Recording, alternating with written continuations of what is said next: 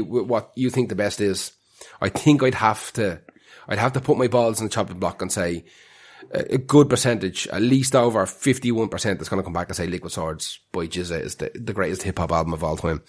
It's so perfect. It fucking hurts to listen to. RZA had this particular style, of making songs that was, Kanye West came out and said, like, there's no Kanye West production without RZA.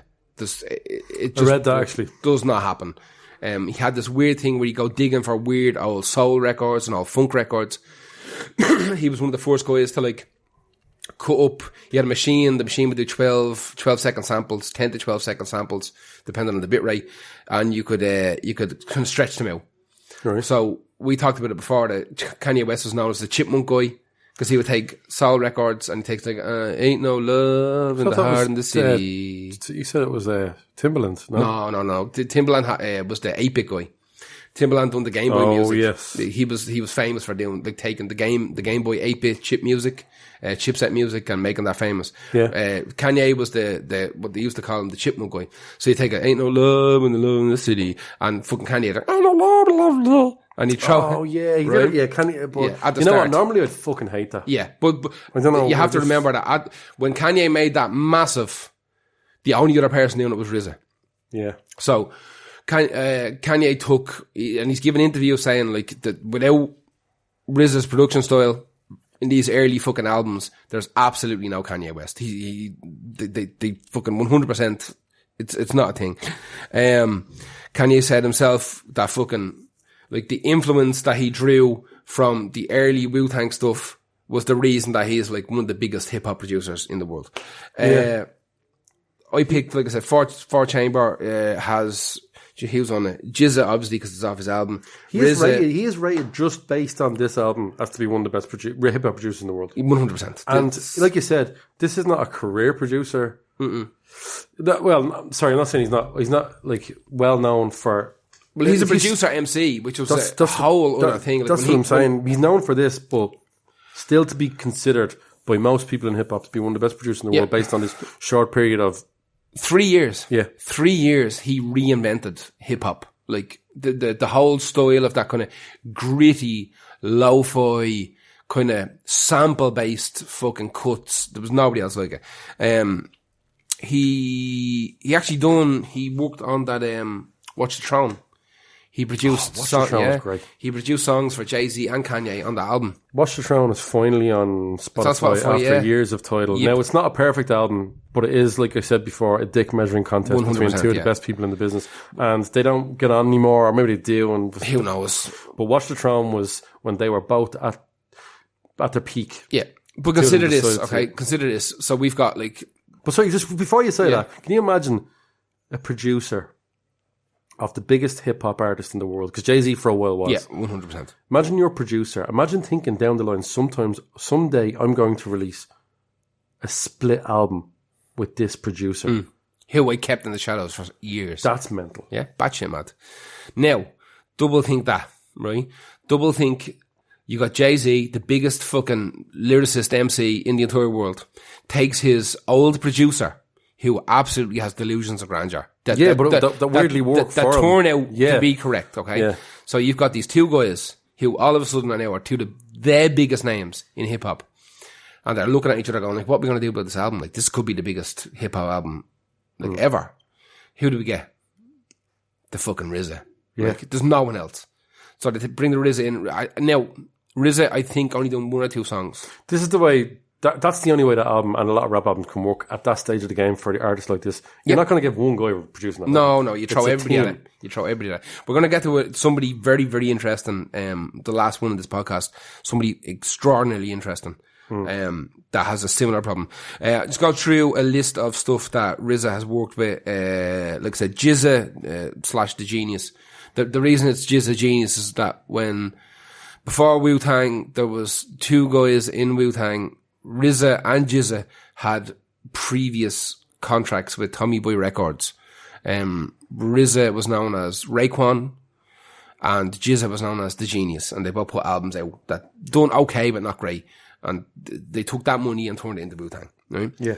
Gravediggers, which was RZA's kind of horrorcore thing that he started. He basically invented that kind of death metal meets hip hop thing. He invented that. Method Man, obviously.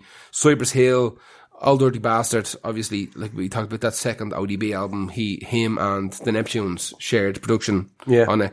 Raekwon, another ODB guy. Tricky. Oh, yeah. Done a lot of work with Tricky. Strangely enough, done work with Dog Eat Dog. Dog Eat Dog, holy shit. No fronts, no tricks. No tricks. Yeah. No soapbox politics. Fucking hell, that's a blast in the past. Ghostface Killah, obviously. Essentially, everybody in Wu-Tang's first album was produced by RZA. And then as time went on, they kind of start bringing other people in. He worked with Bjork.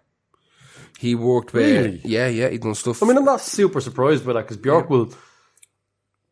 Yeah, I can see why, and I can see it working, but I didn't know about that. Stuff with Bjork, stuff with Notorious B.I.G., stuff with Big Pun, Texas. You can say what you want. No, I am surprised by that. Yeah, he's in on that.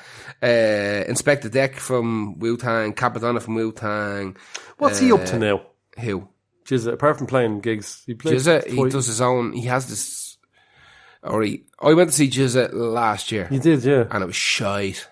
Because he done Liquid Swords live. Yeah, but then he it was the grimmest. What was wrong with it again? The crowd, or just it's full of white people. The first start, that's right. So that's your 80% of the problem is that it was full of white people.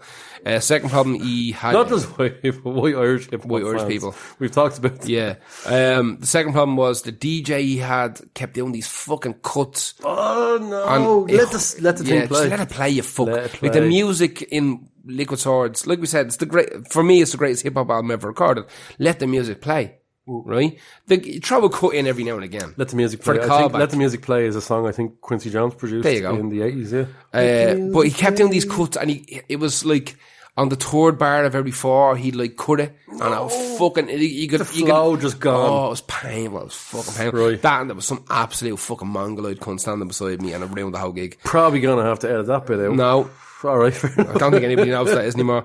Who did he work with? Kanye, except for My Beautiful Dark Twisted Fantasy, which is my favourite. He done stuff on there. Or is it? Yeah. Jesus, or that is my favourite by Kanye. Anyway, talk enough about Kanye. He done stuff on My Beautiful Dark Twisted Fantasy. He done work with Travis Barker. He done work with The Game. You know what? Yeah, a lot of people work with Travis Barker in the hip hop community. I suppose Travis Barker seems to be sort of cool. He eventually ended up doing a shit ton of soundtracks for movies. I think the first big one he done was Ghost Dog, sorry. He done the entire thing with Ghost Forrest Dog. Whitaker? Yeah. He done all of that. He done all of the music for That's Boats. Right. I remember, I think I had that on CD, that soundtrack or something. That's actually worth a few bob now. Shit. He done music for both Kill Bills.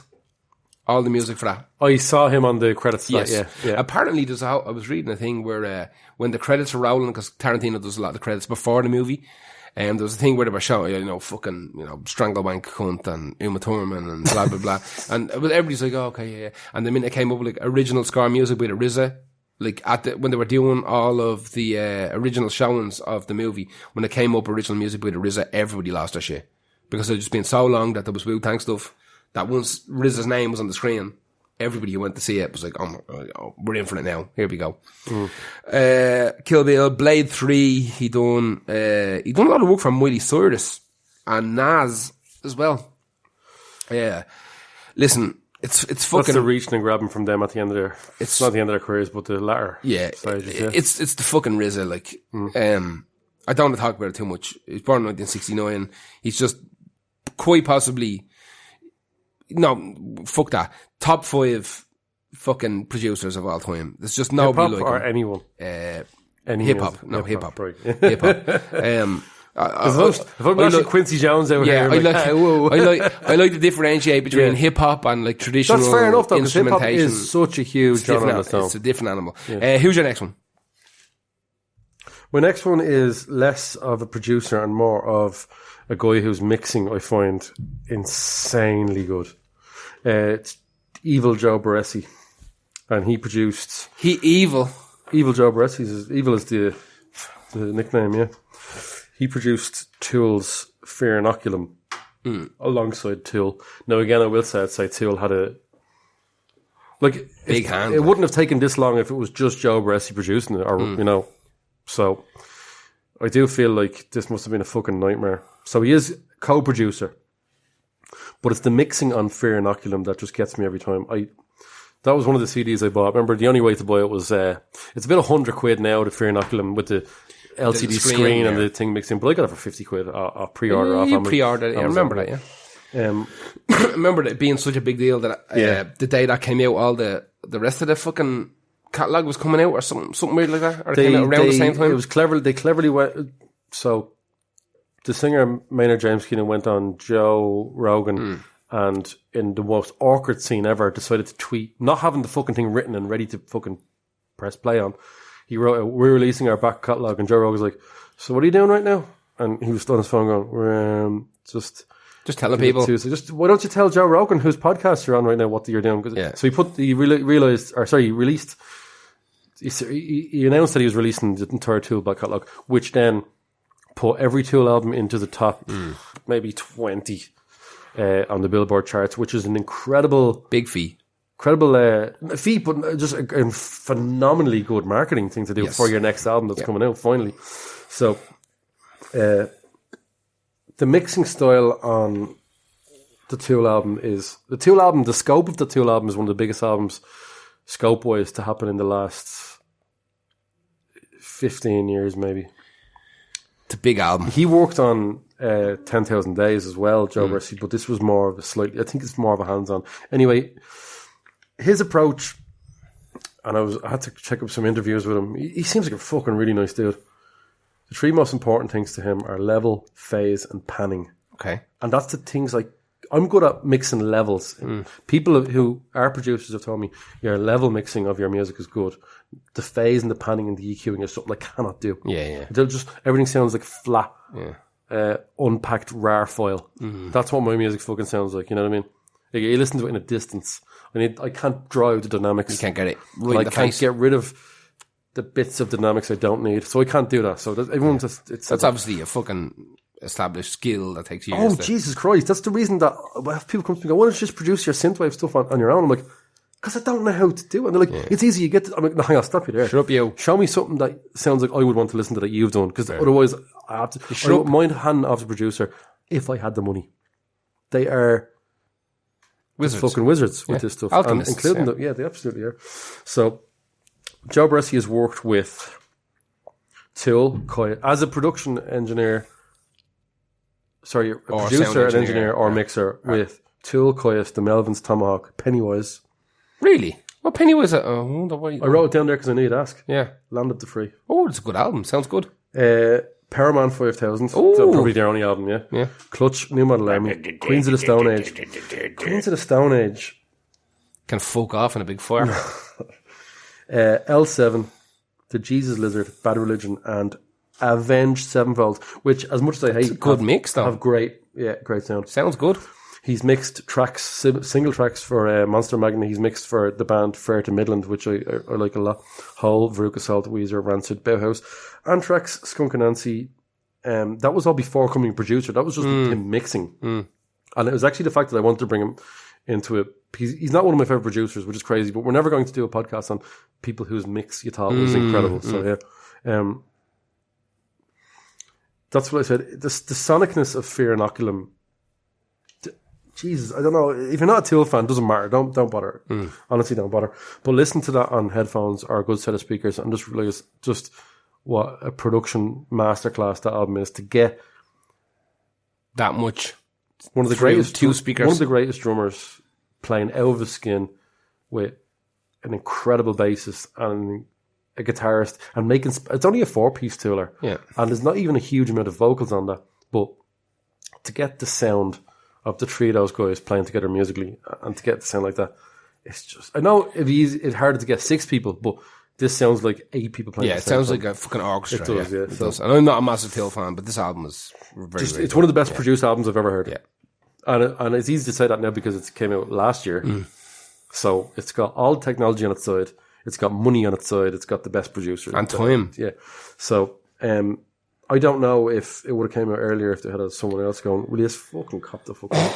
But Tool are a difficult band, and I remember hearing an interview going, our next album will take a lot shorter. I'm like, that's still 7-8 years. Yeah. And unfortunately, I am not interested in what they do after this. That's me. That's their bout.